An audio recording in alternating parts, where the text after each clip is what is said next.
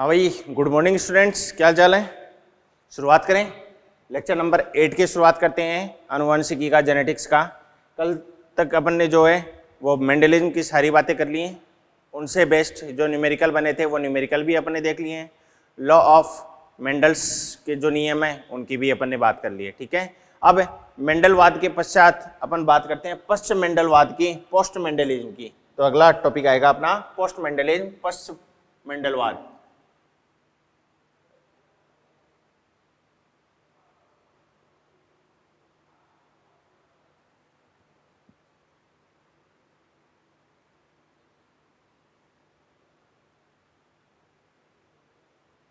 कल न्यूमेरिकल्स करवाए थे भैया, उन न्यूमेरिकल के बेसिस पर बाकी न्यूमेरिकल आपने मॉड्यूल से भी किए होंगे, है ना।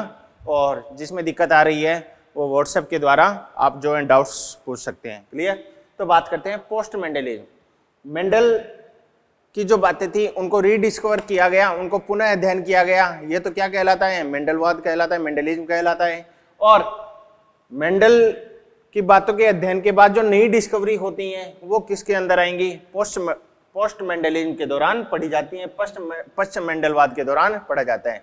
इसमें अपन जीन अंतःक्रियाओं की बात करेंगे। तो टॉपिक आएगा अपना कौन सा, जीन अंतःक्रिया।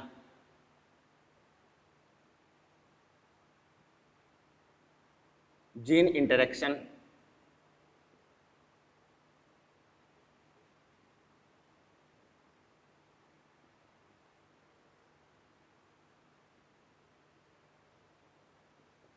जीन अंतःक्रिया जो है वो दो प्रकार की है। एक तो एक ही जीन की दो एलील के बीच अंतःक्रिया हो जाए, या फिर दो अलग अलग जीन के मध्य अंतःक्रिया हो जाए। एक ही जीन की दो एलील के मध्य अंतःक्रिया का मतलब है समजात गुणसूत्र पर पाई जा रही है, समान लोकस पर पाई जा रही हैं।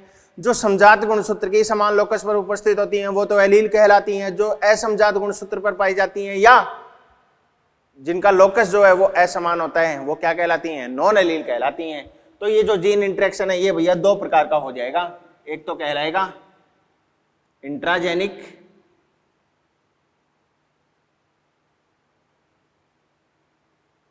या इसे ही क्या बोलेंगे, एलिलिक।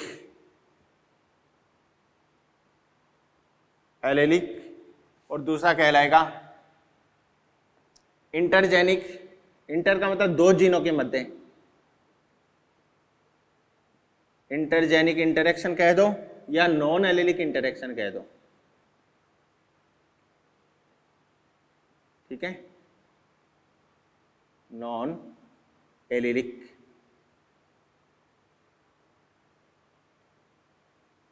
नॉन एलिलिक जीन अंतःक्रिया और ये बन जाती है एलिलिक जीन अंतःक्रिया।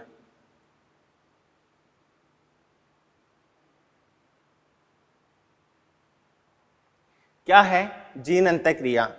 जीन अंतःक्रिया का मतलब है एलील आपस में इंटरेक्ट कर जाएं या नॉन एलील आपस में इंटरेक्ट कर जाएं, उनके अंतःक्रिया के फलस्वरूप फिनोटाइप में परिवर्तन आता है। तो अधिकांश जो जीन अंतःक्रियाएं होती हैं उनमें फिनोटाइप जो है वो प्रभावित होगा, जीनोटाइप में कोई भी प्रभाव नहीं होता है। इसका कारण क्या है, क्योंकि ये जो इंटरेक्शन हो रहा है, ये जो अंतःक्रिया हो रही है, ये उत्पाद स्तर पर होती है, जीन स्तर पर नहीं होगी। ये कहां पर होती है, उत्पाद स्तर पर। जिस जीन के पास में किसी भी एंजाइम को बनाने की इंफॉर्मेशन है तो वो जो एंजाइम बना रही है उस एंजाइम में कोई परिवर्तन आएगा, एंजाइम में परिवर्तन आएगा तो फिनोटाइप परिवर्तित होगा, जीनोटाइप में कोई भी चेंज नहीं होता है। ठीक है, तो इसमें एक चीज आपको याद रखनी है, जीन अंतःक्रिया में क्या अधिकांश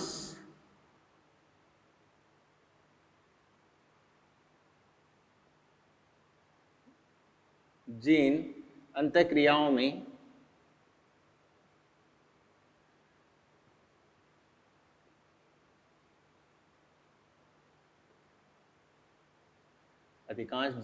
जीन अंतःक्रियाओं में परिवर्तन लक्षण प्रारूप में परिवर्तन आता है, चेंज आता है,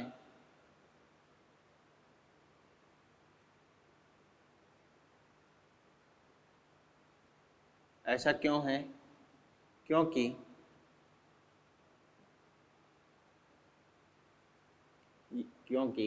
यह अंतःक्रिया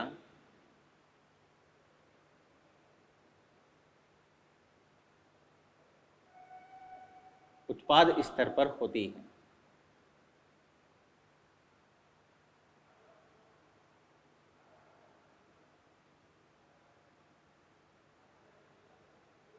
उत्पाद स्तर पर होती। ठीक है। इंट्राजेनिक का मतलब क्या हो गया?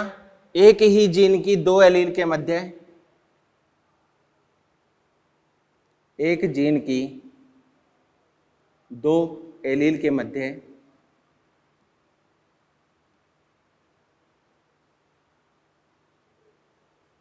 और ये हो जाएगा दो जीन की दो नॉन एलील के मध्य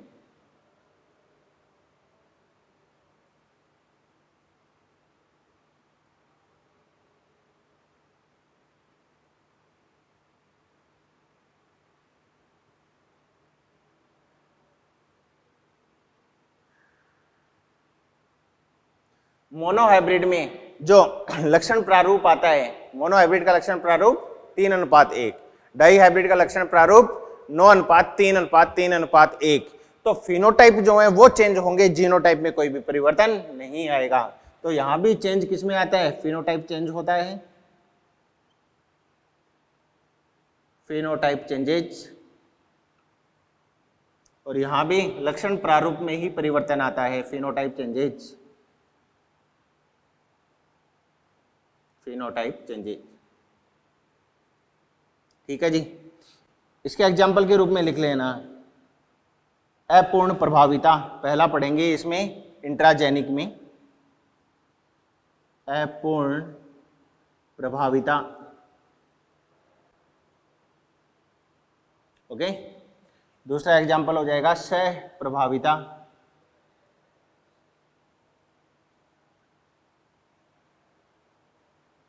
मल्टीपल एलील भी आ जाएगा, बहु एलीलता।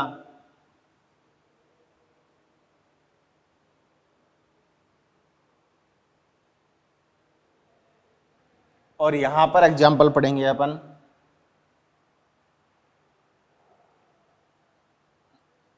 डुप्लीकेट जीन,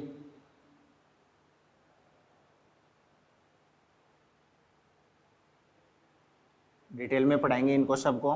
ठीक है। सप्लीमेंट्री जीन,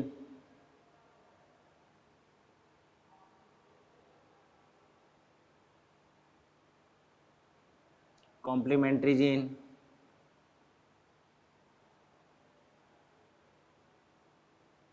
कॉम्प्लीमेंट्री जीन आ जाएगा, डोमिनेंट जीन आ जाएगा, एपिस्टेसिस, रिसेसिव एपिस्टेसिस, जिसको कंबाइनली एपिस्टेसिस कहा जाता है।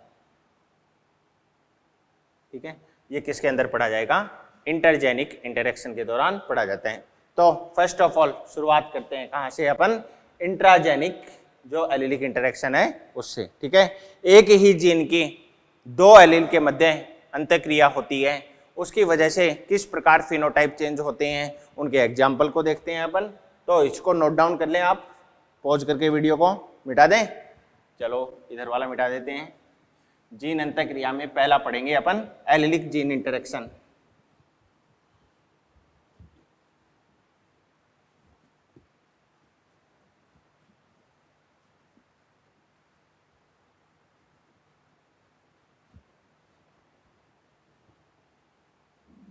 एलीलिक जीन अंतःक्रिया, पोस्ट मेंडेलिज्म चल ही रहा है, इसको भी मिटा देते हैं। यही चल रहा है, पोस्ट मेंडेलिज्म की बात हो रही है भैया अभी। ठीक है।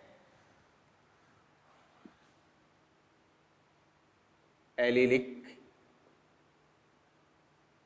जीन अंतःक्रिया,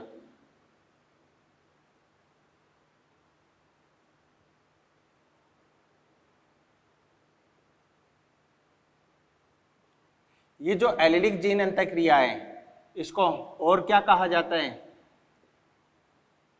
इसको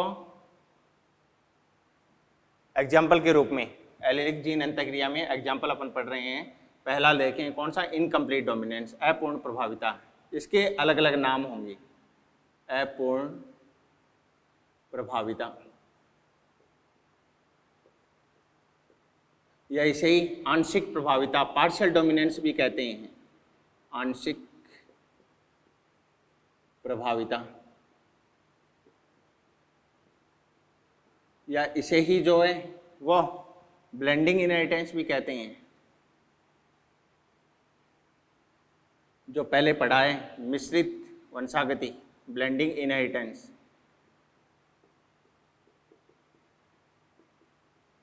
या इसे ही मोजेक इनहेरिटेंस भी कहते हैं। मोजेक मतलब बीच का, जो अपूर्ण प्रभाविता, इनकम्प्लीट डोमिनेंस में जो फिनोटाइप बनेगा F1 हाइब्रिड का, वो दोनों पैतृकों का सम्मिलित रूप बनता है। ठीक है जी, दोनों पैतृकों के बीच का बनता है मोजेक इनहेरिटेंस।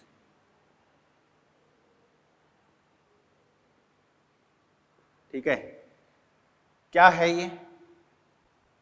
अभी तक तो अपन मेंडलवाद में क्या पढ़ रहे थे, जो F1 संकर है, उस F1 संकर का जो फिनोटाइप है वो किसी एक पैतृक से समानता दर्शाता है, और वो पैतृक जो है वो प्रभावी पैतृक कहलाता है, डोमिनेंट पेरेंट कहलाता है। इस नियम को क्या बोला था? प्रभाविता का नियम कहा था। ठीक है जी, लेकिन अपूर्ण प्रभाविता के केस में जो है वो जो फिनोटाइप आता है F2 जनरेशन में, जिसमें डोमिनेंट रिसेसिव रिलेशनशिप देखा जाता है, प्रभावी अप्रभावी संबंध देखा जाता है, वो संबंध यहाँ नहीं आएगा। यहाँ तो जो F1 हाइब्रिड बनेगा, F1 संकर बनेगा, उसका जो लक्षण होगा, लक्षण प्रारूप फिनोटाइप, वो दोनों पैतृकों के मध्य का माना जाएगा। ठीक है, तो क्या हो जाएगा इसमें, इस अंतःक्रिया में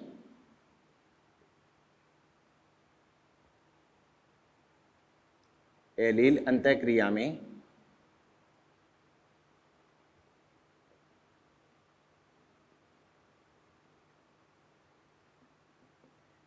F1 संकर का लक्षण प्रारूप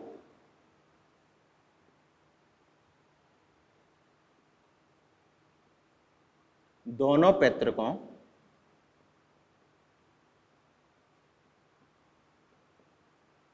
के मध्य का प्राप्त होता है।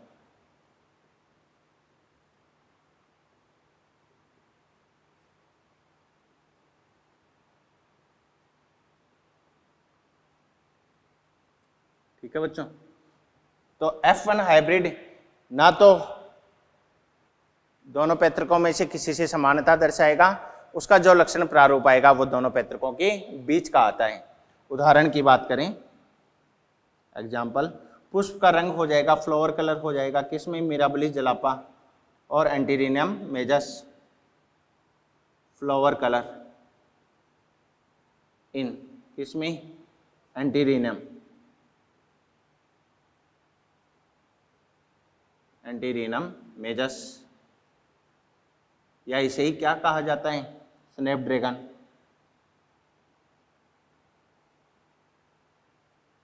स्नैपड्रैगन फ्लावर, या इसे ही क्या कहा जाता है?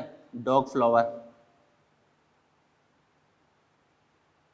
ठीक है जी, दूसरा एग्जांपल आ जाएगा इसका, पुष्प का रंग, फ्लावर कलर इन किसमें? मिराबिलिस जलापा,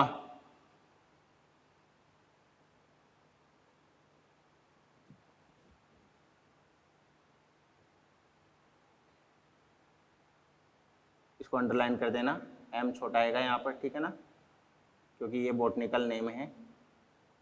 मिराबिलिस जलापा, ये जे भी छोटा आ जाएगा। या इसे क्या कहा जाता है? 4 o'clock प्लांट।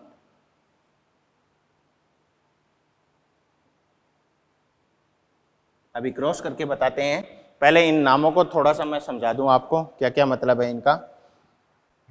एंटीरिनम मेजस, इसको स्नैपड्रैगन फ्लावर या डॉग फ्लावर भी कहा जाता है। इस फ्लावर की जो ग्रीवा होती है, जहाँ से पेटल्स लगे होते हैं, सेपल पेटल लगे होते हैं फ्लावर में, बॉटनी में पढ़ा होगा आपने, ये जैसे फ्लावर के पेटल्स हो गए, कलरफुल पेटल्स ये कहलाते हैं। ठीक है, ये इसकी नेक रीजन कहलाती है, पेडिकल रीजन।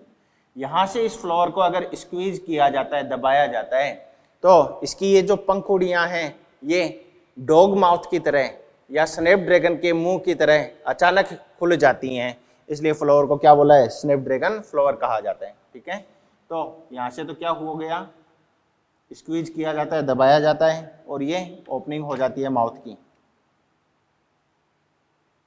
Mouth opening.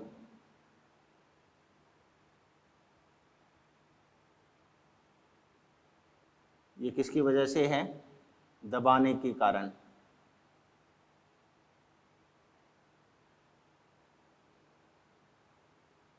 ठीक है जी।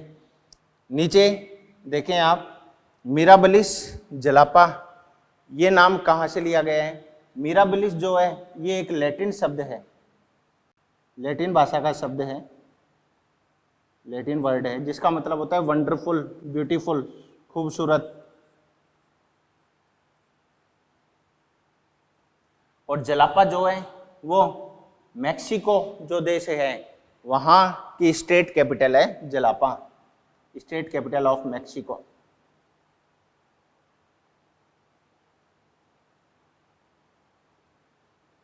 मैक्सिको स्टेट है, स्टेट कैपिटल ऑफ मैक्सिको। ठीक है जी। 4 o'clock प्लांट इसलिए कहा जाता है क्योंकि ये लेट आफ्टरनून, दोपहर के बाद ये ओपन होता है, या इसको कह दो शाम के समय ये खुलता है और संपूर्ण रात्रि के दौरान ये खुला ही रहता है। ठीक है, और अपनी सुगंध जो है उसका फैलाव दर्शाता रहता है, तो शाम के समय खुलता है।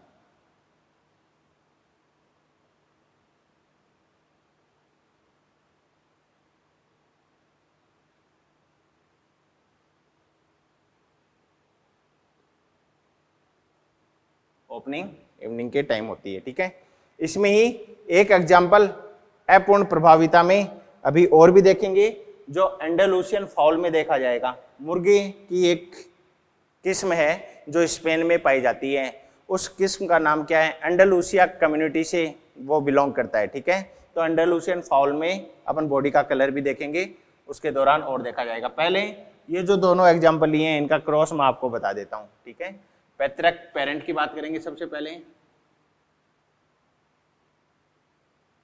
कैसा है, लाल पुष्प, रेड फ्लावर वाले पादप का क्रॉस किससे करवाया, व्हाइट फ्लावर के साथ में, व्हाइट फ्लावर वाले प्लांट के साथ में। इसका जीनोटाइप है RR, इसका जीनोटाइप है स्मॉल r स्मॉल r। आया ना, गैमेट बनेंगे। अरे मोनो हाइब्रिड क्रॉस की तरह ही तो है, तो इन दो, एक जोड़ी एलील में से एक ही एलील जाएगी गैमेट में, एक जोड़ी एलील में से एक ही एलील गैमेट में पहुंचती है। क्या होता है इनके बीच में, क्रॉसिंग होती है। F1 क्या बनता है, कैपिटल R स्मॉल r, ये F1 संकर कहलाता है, F1 हाइब्रिड। तो मेंडल के मोनो हाइब्रिड क्रॉस की अगर बात करें तो जो F1 संकर बनेगा वो किसी एक पैतृक से समानता दर्शाता है मेंडलिज्म में, आया ना, मोनो हाइब्रिड क्रॉस में। लेकिन इनकम्प्लीट डोमिनेंस में ये जो F1 हाइब्रिड बनेगा ये दोनों पैतृकों में से किसी से भी समानता नहीं दर्शाएगा। उसका जो फिनोटाइप है वो इन दोनों के बीच का आएगा। लाल रंग में अगर सफेद कलर मिलाते जाएंगे तो गुलाबी कलर आ जाता है बीच का, तो यहाँ पर कलर कैसा हो गया, पिंक कलर, गुलाबी कलर। तो जीनोटाइप चेंज होगा या फिनोटाइप, वो F2 में पता चलेगा अपने को। आ जाएं, ये बात मैंने आपको पहले ही बता दी है। अधिकांश जीन अंतःक्रियाओं में क्या होता है, फिनोटाइप में परिवर्तन आता है, जीनोटाइप में कोई भी परिवर्तन नहीं होता है, क्योंकि जीन अंतःक्रिया किस स्तर पर होती है, उत्पाद स्तर पर देखी जाती है। तो यहाँ पर क्या करवा दी भैया, सेल्फिंग करवा दी। सेल्फिंग का मतलब है गुलाबी पुष्प वाले पादप के साथ में इसकी क्रॉस होगी। क्या कहते हैं इसको, स्वयं संकरण या सेल्फिंग। ठीक है जी, अब इसकी सेल्फिंग करवाओ तो F2 प्रोजेनी में F2 संततियों का संभावित जीनोटाइप क्या आएगा वो पता करने के लिए पुन्नेट स्क्वायर, इसके दो गैमेट बनेंगे, capital R small r, capital R small r, इसके भी दो गैमेट बनेंगे, कैपिटल R स्मॉल r। तो कैपिटल R दोनों कैप कैप आ जाएंगी, कैप और small cap R small r, यहाँ आ जाएगा कैप R स्मॉल r और यहाँ आ जाएगा स्मॉल r स्मॉल r। तो ये संभावित जीनोटाइप आ गया किसका, F2 संतति का। F2 संतति कैसे प्राप्त होगी, एक तो लाल आएगा, एक जो है वो गुलाबी आएगा, एक नहीं दो गुलाबी आएंगे और एक कैसा आएगा, सफेद आएगा, श्वेत आएगा। ठीक है जी। तो ये तो फिनोटाइप हो गया। तो फिनोटाइप क्या आ रहा है यहाँ पर, फिनोटाइप आ रहा है 1:2:1, एक लाल, दो गुलाबी, एक सफेद। लाल के लिए जीनोटाइप क्या है, ये वाला ले लो, कैपिटल आर कैपिटल आर, यहाँ कैपिटल आर स्मॉल आर, और यहाँ स्मॉल आर स्मॉल आर। तो जीनोटाइप क्या आ रहा है, जीनोटाइप भी 1 2 1 आ रहा है, जीनोटाइप भी 1 2 1 आ रहा है।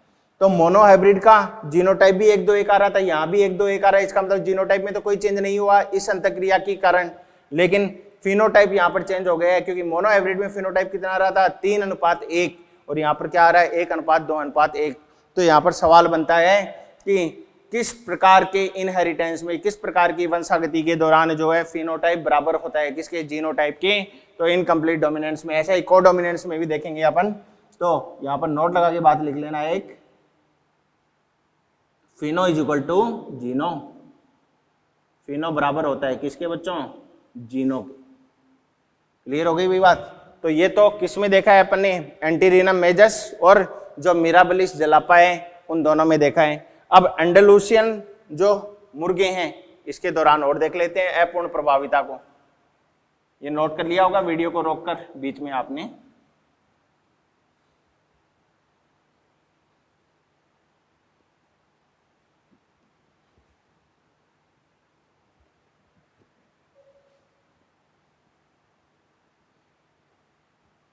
अपूर्ण प्रभाविता किसमें देखेंगे, तीसरा एग्जाम्पल है एंडालुसियन फाउल में।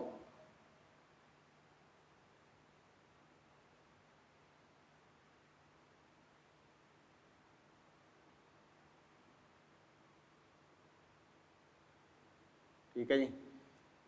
एंडालुसियन फाउल में बॉडी का कलर देखा जाएगा, यहाँ पर शुद्ध काली मुर्गी होगी, प्योर ब्लैक हैन कहलाएगी।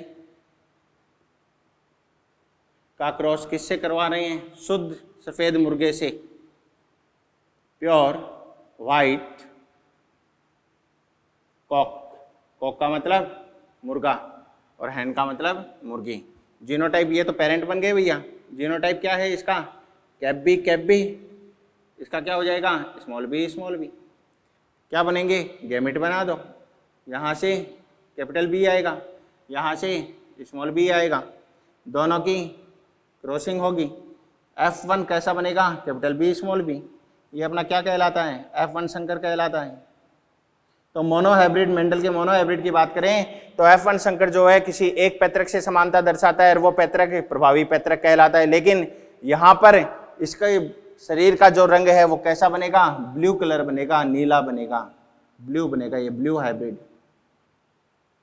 इसका मतलब ना तो ये प्रभावी के अनुसार है, ना ही अप्रभावी के अनुसार फिनोटाइप दर्शा रही है, तो कोई नया ही फिनोटाइप दर्शा रहा है। और इस प्रकार की क्रिया को क्या कहा जाता है भैया, अपूर्ण प्रभाविता कहा जाता है। कहने का मतलब है कैपिटल बी पूर्ण रूप से प्रभावी नहीं है, किसके ऊपर है, स्मॉल बी के ऊपर। तो प्रभाव स्मॉल बी का भी आ रहा है, कैपिटल बी का भी आ रहा है। ठीक है जी। तो बीच का फिनोटाइप बनेगा यहाँ पर। इसकी क्रॉसिंग होगी किसके साथ में, सेल्फिंग करवा दी, इसे अपन क्या बोलेंगे, सेल्फिंग। सेल्फिंग करवाओगे तो वही पुन्नेट स्क्वायर की तरह करवानी है। मैं बार बार पुन्नेट स्क्वायर नहीं बना रहा हूं, मैं डायरेक्ट F2 जनरेशन का जीनोटाइप लिख रहा हूं आपके सामने। एक तो आएगा ऐसा, दो आएंगे ऐसे और एक आएगा ऐसा। ये अपनी क्या कहलाती है, F2 जनरेशन। F2 जनरेशन, एक ये और एक ये। तो यहां पर फिनो देखें क्या है, फिनो ये तो क्या है, ब्लैक, ये क्या है, ब्लू। अरे देखो देखें, अगर एक कैपिटल एक स्मॉल आता है तो ब्लू बनता है। ये कैसा है, वाइट। तो फिनो कितना आ रहा है बच्चों, 1 2 1। फिनो का मतलब ब्लैक है, ब्लू है, वाइट है। जीनो, ये जीनोटाइप देख लो, एलील का रूप देख लो, इसके अकॉर्डिंग जीनो कितना आ जाएगा, 1 to 1। जीनोटाइप आ जाता है यहाँ पर 1 to 1।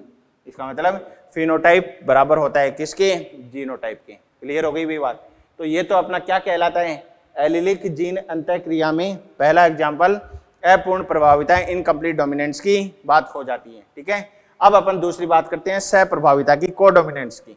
मिटा दूं इसको, नोट डाउन कर लो रोक कर।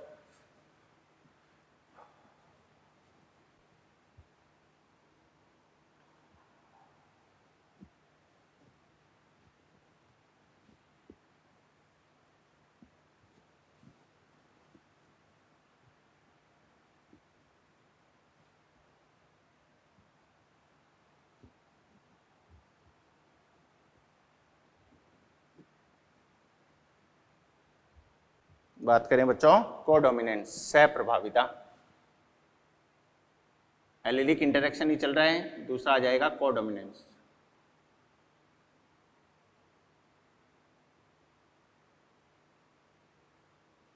सहप्रभाविता।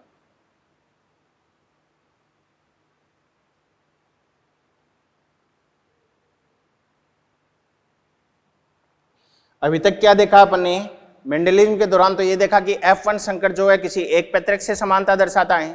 अपूर्ण प्रभाविता में क्या देखा, F1 संकर किसी भी पैतृक से समानता नहीं दर्शाता, उसका लक्षण प्रारूप दोनों के मध्य का आता है। लेकिन यहाँ पर कोडोमिनेंस में, सहप्रभाविता में, ना तो ये प्रभाविता का नियम दर्शाएगा और ना ये अपूर्ण प्रभाविता को दर्शाएगा। कहने का मतलब है ना तो ये डोमिनेंट रिसेसिव जो संबंध है, प्रभावी अप्रभावी जो संबंध है जो मेंडल के दौरान अपन ने पढ़ा था वो भी नहीं दर्शाएगा, और ना ही ये जो है इनकम्प्लीट डोमिनेंस दर्शाएगा। ठीक है, इस वाले केस में तो क्या हो जाएगा कि दोनों पैतृकों से जो एक एक एलील आएंगी वो F1 हाइब्रिड में दोनों ही अपने आप को प्रभावित दर्शाती हैं, दोनों ही अपने आप को एक्सप्रेस करती हैं और दोनों ही अपने आप को एक्सप्रेस करेंगे। इसका मतलब है F1 हाइब्रिड का जो लक्षण प्रारूप आएगा वो लक्षण प्रारूप दोनों पैतृकों के समान होता है और दोनों ही एलील अपने आप को प्रदर्शित कर जाएं। ये क्या कहलाता है, सहप्रभाविता, कोडोमिनेंस कहलाता है। तो कोडोमिनेंस के केस में क्या कह देंगे, इस एलीलिक अंतःक्रिया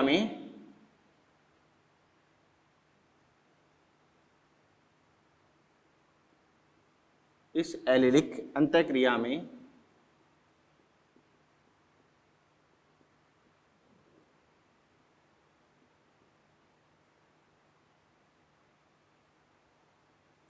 दोनों एलील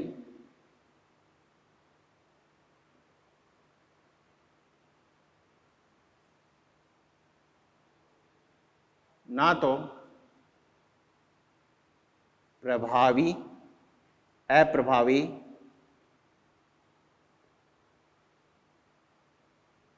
संबंध दर्शाती हैं,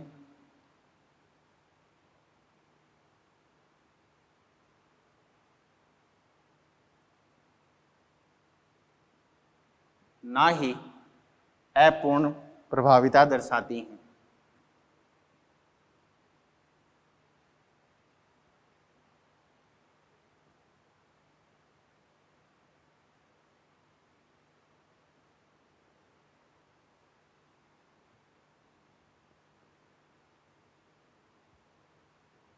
तो फिर क्या दर्शाती हैं, दोनों एलील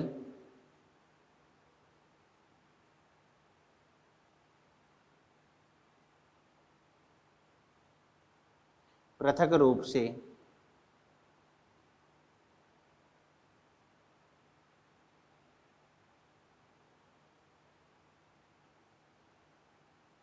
अपना प्रभाव प्रदर्शित करती हैं।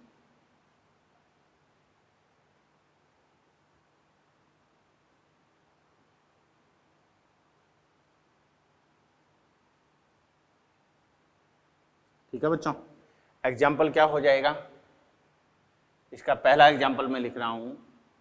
एग्जाम्पल हो जाएगा first, AB blood group, AB रक्त समूह है।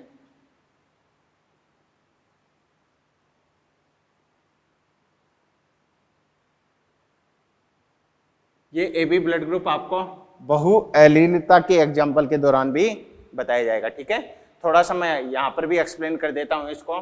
तो मानव में जो रक्त समूह होता है ये विभिन्न प्रकार की RBC के कारण होता है, और RBC के विभिन्न प्रकार किसके कारण होते हैं, RBC की जो प्लाज्मा झिल्ली है उस प्लाज्मा झिल्ली से बाहर की ओर निकले हुए क्या रहती हैं, शुगर, शर्कराएं उपस्थित होती हैं, पॉलीसैकेराइड्स उपस्थित होते हैं। ठीक है जी, और ये पॉलीसैकेराइड भिन्न क्यों होते हैं, ये एक आई जीन के कारण जो है वो भिन्न होते हैं। इस आई जीन की कितनी एलील होती हैं? 3 एलील होती हैं। तो इसको थोड़ा सा डिफाइन करते हैं। ए बी ब्लड ग्रुप को भिन्न रक्त समूह है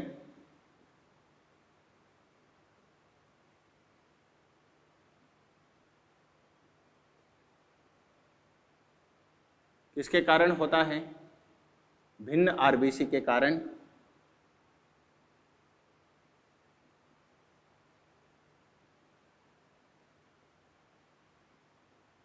और भिन्न आरबीसी किसके कारण होती हैं? भिन्न शर्करा उत्पादन के कारण।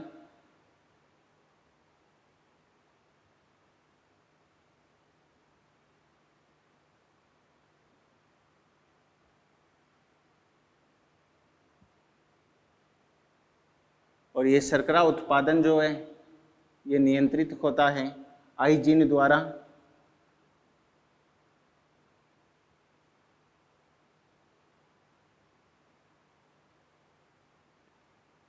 आई जीन द्वारा नियंत्रित होता है। और ये जो आई जीन होती है इसकी होती है भैया कितनी एलील? 3 एलील। कौन कौन सी हैं 3 एलील? एक कहलाती है, ये जीन कौन सी है? आई। एक एलील कहलाती है आई ए, एक कहलाती है आई बी, और एक कहलाती है आई जीरो, या इसको छोटा ए भी कह सकते हो। ठीक है जी। आई ए जो एलील है वो भी एक शुगर का उत्पादन करेगी, शर्करा का उत्पादन करेगी।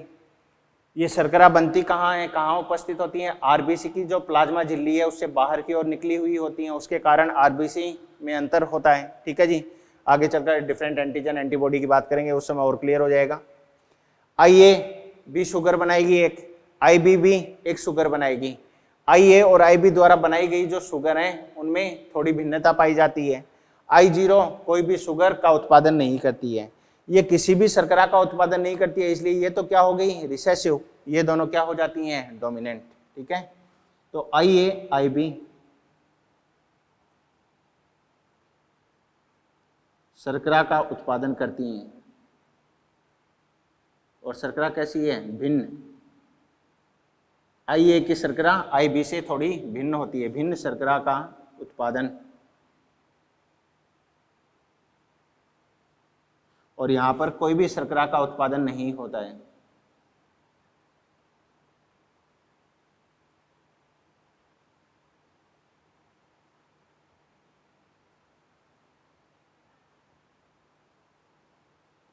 ठीक है जी। शर्करा का उत्पादन होता है, इसका मतलब आई ए एंड आई बी ये दोनों कैसी हैं? डोमिनेंट हैं, प्रभावी हैं। जबकि ये कोई शुगर नहीं बना रही, इसलिए आई जीरो कैसी है? आई जीरो अप्रभावी है।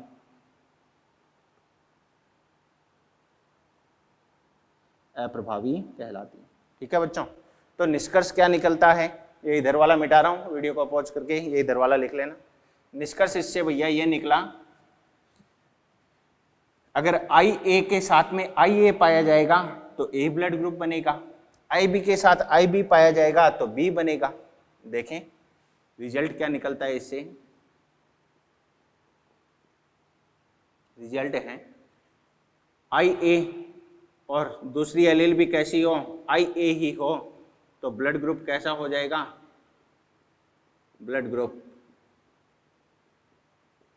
हो जाएगा ए ब्लड ग्रुप। ये क्या है? जीनोटाइप है। इधर जीनोटाइप है, इधर ब्लड ग्रुप है। ठीक है, पहला केस। दूसरा केस, आई बी के साथ आई बी हो तो क्या बनेगा? बी ब्लड ग्रुप बन जाएगा। तीसरा केस, आई ए के साथ में दूसरी क्या हो? आई ए के साथ में दूसरी आई जीरो हो तो क्या बनेगा? अप्रभावी है। ये प्रभावी है, इसके ऊपर अपना प्रभाव दर्शाती है, तो ये क्या बन जाता है? ए ब्लड ग्रुप। ऐसे ही चौथा केस, आई बी के साथ में क्या आ जाए? आई जीरो आ जाए तो ये क्या बनेगा? बी ब्लड ग्रुप बन जाएगा। बोलो जी। नंबर 5, अगर आई ए भी आ जाए और आई बी भी आ जाए तो ये दोनों प्रभावी हैं, दोनों ही डोमिनेंट हैं, अपना अपना प्रभाव ये दर्शाती हैं, तो ब्लड ग्रुप कैसा बनेगा? ए बी ब्लड ग्रुप बनेगा। और छठा केस है अप्रभावित तो तभी प्रदर्शित होगा जब वो समयुग्मजी अवस्था में आएगा, I0 आएगा तो ब्लड ग्रुप कैसा बनेगा, ओ ब्लड ग्रुप बनता है।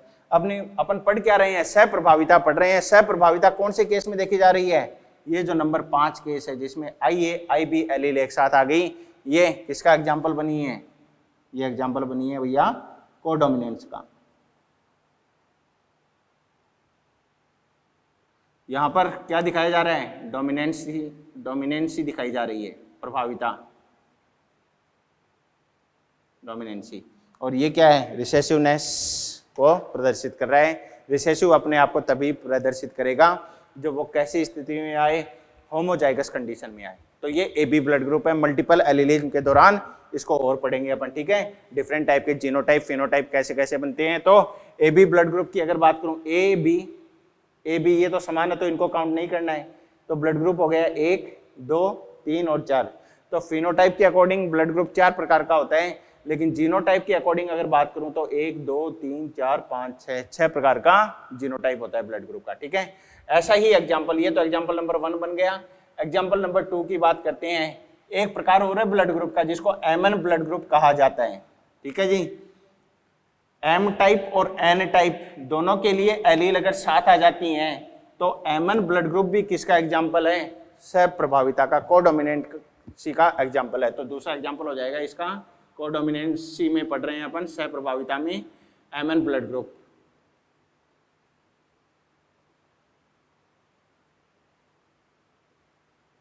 इसमें M एलील होती है, N एलील होती है। M और N दोनों एलील एक साथ आ जाती हैं तो MN ब्लड ग्रुप बनता है। ज्यादा डिटेल में देखने की आवश्यकता नहीं है, केवल एग्जाम्पल याद रखना है।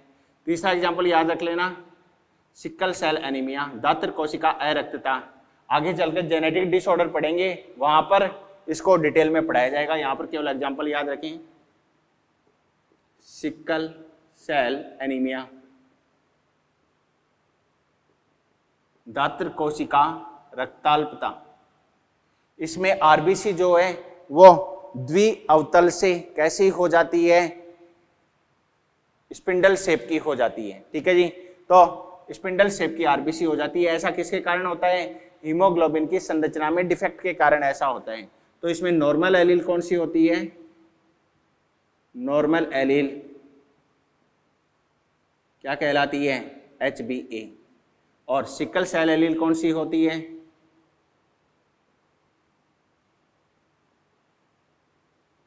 RBC सिकल सेल कब बनेगी, जब एलील HbS हो, ठीक है।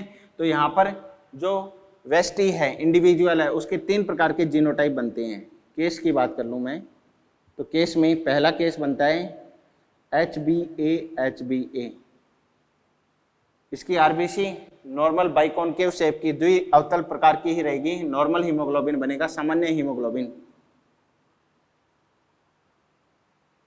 Normal haemoglobin. दूसरा केस बनेगा HbA हो और इसके साथ में HbS आ जाए तो ये डोमिनेंसी दर्शाती है इसके ऊपर, ठीक है जी। वो सॉरी, ये कोडोमिनेंसी दर्शाएगी यहाँ पर। ये कोडोमिनेंसी का एग्जाम्पल यहाँ पर बन जाता है।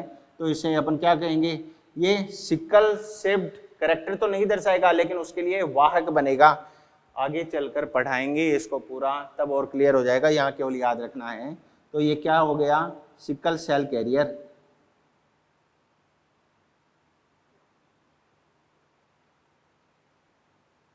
Sickle cell carrier. और तीसरा बनता है HbS। जो सिकल सेल एलील है, ये अगर समयुग्मी अवस्था में आ जाए तो इसकी वजह से मृत्यु हो जाती है जीव की। आगे चलकर बताएंगे इसको। तो ये क्या है, सिकल सेल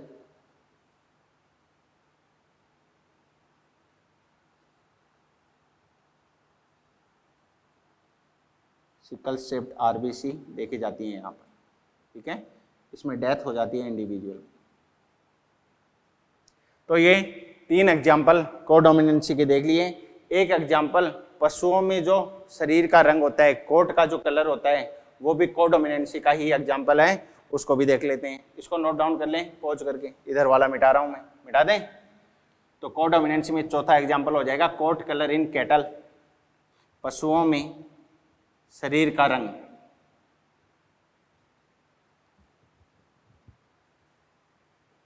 चौथा एग्जाम्पल हो गया कोट कलर कैटल। कैटल का मतलब पशुओं में, और कोट के रंग का मतलब शरीर का रंग। तो इसमें प्योर ब्लैक, ऐसे शरीर रंग के जंतु भी होते हैं। प्योर वाइट, ऐसे शरीर का रंग भी होता है जंतुओं का।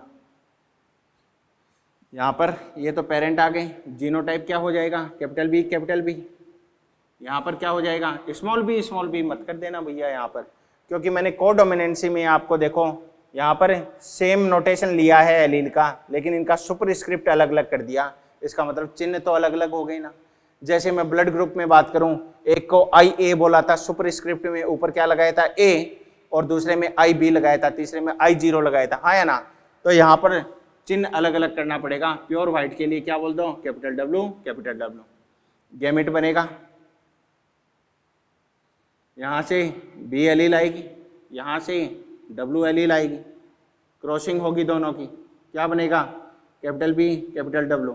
क्या है ये, F1 संकर है, F1 हाइब्रिड है। मेंडल के अनुसार तो ये ब्लैक बनना चाहिए, लेकिन ये कैसा बनता है, चितकबरा बनता है।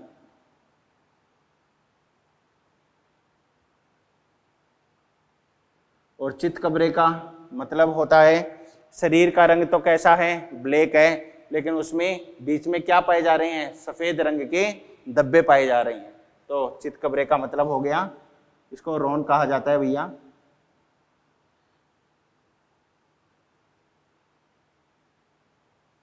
शरीर रंग तो है काला, और साथ में क्या है, सफेद धब्बे भी हैं, सफेद धब्बे भी पाए जाते हैं यहाँ पर, ठीक है। इसका मतलब होता है चितकबरा। अब इसको क्या करवाओ, सेल्फिंग करवाओ, ऐसे ही क्रॉस करवाओ, वही पुन्नेट स्क्वायर बनाना है आपको। मैं नहीं बना रहा हूँ, मैं डायरेक्ट लिख रहा हूँ। तो F2 में एक तो ये मिलेगा, F2 में एक ये मिलेगा, और F2 में एक ये मिलेगा।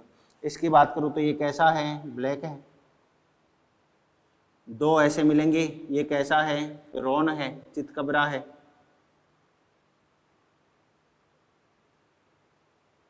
और इसकी बात करूं तो ये कैसा है, वाइट है, ठीक है बच्चों। तो फिनो क्या आ गया यहाँ पर, फिनोटाइप आ गया, एक काला, दो चितकबरे और एक सफेद, तो 1:2:1। जीनोटाइप देखो, देखें साफ साफ दिख रहा है सामने। एक तो कैपिटल बी, दो कैपिटल B W और एक WW, तो 1:2:1। तो यहाँ भी फिनोटाइप इक्वल टू क्या आ जाता है, जीनोटाइप। क्लियर बच्चों। तो ये बात होगी अपनी किसकी, कोडोमिनेंसी की। इसके बाद अपन बात करेंगे किसकी, मल्टीपल एलिलिज्म की, ठीक है, बहु एलिलता की। लेकिन उससे पहले एक चीज और आएगी कि ये डोमिनेंसी का कंसेप्ट क्या होता है, इसका एक्सप्लेनेशन जो है वो मैं करता हूँ। कोई जीन अपने आप को डोमिनेंट बनाती है, कोई जीन अपने आप को रिसेसिव बनाती है, या रिसेसिव क्यों हो जाती है, उसका कारण क्या होता है, इसको नोट डाउन करें पहले। हाँ बच्चों, एलिलिक जीन अंतःक्रिया के दौरान मैंने आपको अपूर्ण प्रभाविता और सहप्रभाविता दोनों की बात कर ली, और तीसरा एग्जाम्पल बहु एलिलता बचता है जो बाद में देखेंगे। अभी पहले प्रभाविता का वर्णन मैं यहाँ पर कर देता हूँ। क्यों कुछ एलील अपना प्रभाव दर्शाती हैं और कुछ एलील अपना प्रभाव नहीं दर्शा पाती हैं, क्या कारण है इसका। तो ये explanation of concept of dominancy कहलाता है, प्रभाविता का वर्णन कहलाता है। कुछ एलील प्रभावी होती हैं और अन्य एलील अप्रभावी होती हैं, क्या कारण है इसका। किसी भी विशेषक के प्रदर्शन हेतु द्विगुणित जीव में एक जोड़ी जीन उपस्थित होती हैं, जिन्हें क्या कहा जाता है, एलील कहा जाता है। जैसे मैं बात करूं मानव की त्वचा का रंग, ठीक है, तो मानव की त्वचा के रंग के लिए क्या पाई जाती हैं, जीन उपस्थित होती हैं। ये जो जीन पाई जाती है इसके दो भिन्न रूप उपस्थित होते हैं, थोड़े से भिन्न रूप होते हैं, और जीन के ये थोड़े भिन्न रूप क्या कहलाते हैं, एलील कहलाते हैं। जैसे पौधे में हाइट की मैं बात कर लूं तो पौधे में हाइट के लिए दो ट्रेट हो गए, एक तो लंबा और एक है बोना। अब लंबापन अगर है तो इसके लिए क्या पाई जाती हैं, दो एलील उपस्थित होंगी। एक ही जीन के दो भिन्न रूप क्या कहलाते हैं, एलील कहलाते हैं। बोनापन होगा तो दो एलील कौन सी पाई जाएंगी, स्मॉल टी हो जाती हैं। अगर जीव कैसा हो जाए, विषम युग्मजीय अवस्था में हो जाए, जैसे कैपिटल टी स्मॉल टी, तो ऐसी अवस्था में ये दोनों एलील क्या होती हैं, भिन्न होती हैं। एक इसमें डोमिनेंट होती है, एक इसमें रिसेसिव कहलाती है। तो रिसेसिव एलील बनती कैसे है, आपने उद्विकास इवोल्यूशन पढ़ा है, और इवोल्यूशन में पढ़ा है कि जंगली प्रकार की जो एलील होती हैं, वाइल्ड टाइप की जो एलील होती हैं, ये तो डोमिनेंट कहलाती हैं। उनमें अगर उत्परिवर्तन हो जाए, म्यूटेशन हो जाए, तो क्या बन जाता है, रिसेसिव एलील का फॉर्मेशन हो जाता है। तो प्रभावी एलील जो है उसमें उत्परिवर्तन हो जाएगा, म्यूटेशन हो जाएगा, तो इससे क्या बन जाती है, अप्रभावी एलील का निर्माण हो जाता है। प्रभावी एलील में कोई भी रूपांतरण नहीं हुआ है, वो तो अरूपांतरित एलील कहलाएगी। लेकिन प्रभावी एलील में उत्परिवर्तन के कारण जो एलील बनी है अप्रभावी एलील, इसमें क्या हो गया है, मॉडिफिकेशन हो गया है, इसलिए ये अप्रभावी एलील क्या कहलाती है, रूपांतरित एलील के नाम से जानी जाती है। अब इसको एक एग्जाम्पल को लेकर मैंने आपको समझाया है। कोई भी जो जीन होगी उसके पास एक एंजाइम उत्पादन की क्या होती है, सूचना उपस्थित होती है। तो ये बात अपने पहले ही कर ली थी। कोई भी जीन होगी वो किसके लिए रेस्पॉन्सिबल है, एंजाइम के प्रोडक्शन के लिए। वो एंजाइम आगे चलकर फिर क्या प्रदर्शित करेगा, फिनोटाइप प्रदर्शित करता है। इसीलिए अपन ने कहा था अधिकांश जो अंतःक्रियाएं होती हैं एलील की, जीन की, इसके दौरान फिनोटाइप में परिवर्तन आएगा, जीनोटाइप में कोई भी परिवर्तन नहीं आता है। तो एक जीन के पास एक एंजाइम उत्पादन की सूचना होती है। अगर ये जो जीन है, इस जीन के दो रूप कौन से हैं, सामान्य एलील कहला सकती है या रूपांतरित एलील कहला सकती है। अगर एलील कैसी है, सामान्य है, तो एंजाइम भी कैसा बनाएंगे, सामान्य ही बनाएंगे। और ये सामान्य एंजाइम किसके लिए उत्तरदायी होता है, कोई सबस्ट्रेट एस है और उसका स्थानांतरण करना होता है किसमें, प्रोडक्ट में, तो सबस्ट्रेट एस के स्थानांतरण हेतु उत्तरदायी होता है कौन, ये नॉर्मल एंजाइम।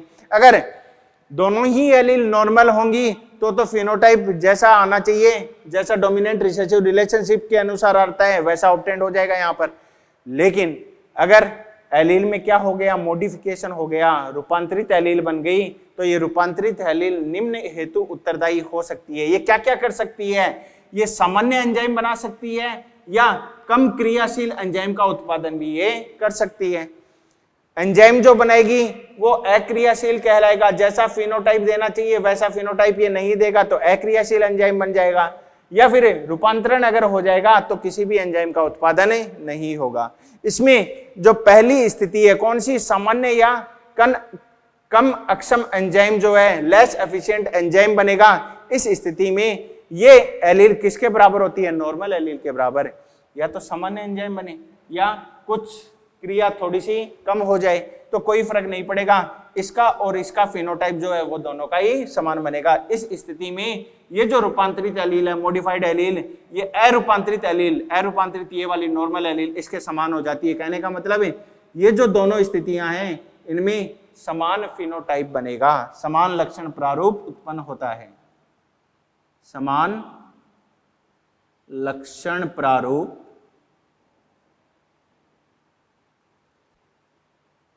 उत्पन्न होता है। ठीक है जी। लेकिन आगे की जो दोनों केस हैं ये देखें आप, अक्रियाशील एंजाइम बने, एंजाइम बोलना एंजाइम नहीं, इसको अक्रियाशील एंजाइम बने या किसी भी एंजाइम का उत्पादन नहीं हो तो लक्षण प्रारूप जो है वो प्रभावित हो जाता है। तो यहां से निष्कर्ष क्या निकलता है कि फिनोटाइप प्रदर्शित करने के लिए, लक्षण प्रारूप प्रदर्शित करने के लिए कौन उत्तरदायी होती है, अनमॉडिफाइड एलील, अरूपांतरित एलील जो है वो उत्तरदायी होती है। लास्ट में नोट लगा के पॉइंट लिख लेना, लक्षण प्रारूप के प्रदर्शन हेतु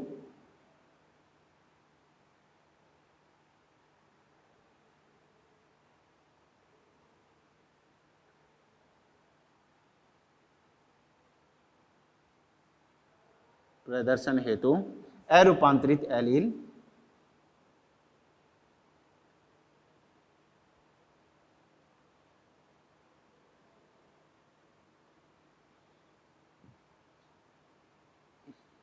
उत्तरदायी होती है।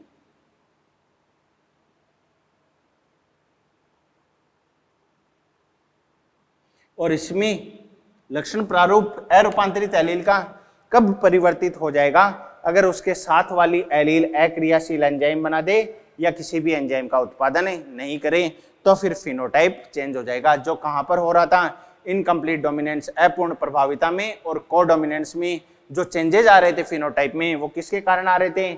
अगर मॉडिफाइड एलील ये दोनों स्थितियां पैदा कर दें तो उसके कारण फिनोटाइप में क्या आ जाता है भैया? परिवर्तन आ जाता है। क्या क्लियर हो गई बात? इसका मतलब है डोमिनेंसी प्रभाविता जो है किसी भी जीन का ही लक्षण नहीं है, किसी एकल जीन का ही लक्षण नहीं है। उस जीन के द्वारा क्या उत्पाद बनाया जाएगा, क्या प्रोडक्ट बनाया जाएगा, उसके ऊपर भी ये प्रभाविता जो है वो निर्भर करती है। अगर उत्पाद अक्रियाशील या एंजाइम उत्पादन नहीं हुआ तो इन दोनों ही स्थिति में जो है वो लक्षण प्रारूप जो है वो प्रभावित हो जाएगा। इसलिए डोमिनेंसी जो है किसी जीन का, किसी अकेले जीन का ही जो है वो कार्य नहीं है, वो और किस पर निर्भर करता है? वो उस जीन का उत्पाद क्या बनेगा और उस उत्पाद का, उस एंजाइम का एक्सप्रेशन क्या आएगा, फिनोटाइप क्या आएगा, उसके ऊपर भी निर्भर करता है। ठीक है, ये एनसीईआरटी की लाइन है जिसको मैंने आपको बोलकर बताया। एनसीईआरटी से इस पैराग्राफ को जरूर पढ़ना। ठीक है बच्चों, तो ये आज का लेक्चर जो है यहाँ पर अपना कंप्लीट होता है। कल अपन मल्टीपल एलिलिज्म की बात करेंगे और उसके बाद अपन नॉन एलिलिक अंतःक्रियाओं की बातें भी करेंगे। ठीक है, और इसके साथ ही इनके जो न्यूमेरिकल बनते हैं उनको भी देखेंगे अपन थोड़ा बहुत क्रॉस करके। वैसे साथ में मैंने बता दिया है, तो क्रॉस से आपको समझ में आ गया कि क्या क्या इसके अपवाद बनते हैं, प्रभाविता का अपवाद क्या है, इनकम्प्लीट डोमिनेंस है, कोडोमिनेंस है, उसको देखते हुए आप कर सकते हो। बाकी न्यूमेरिकल और भी देखेंगे। ठीक है बच्चों, चलो ओके, थैंक यू, मस्त रहो, पढ़ाई करो।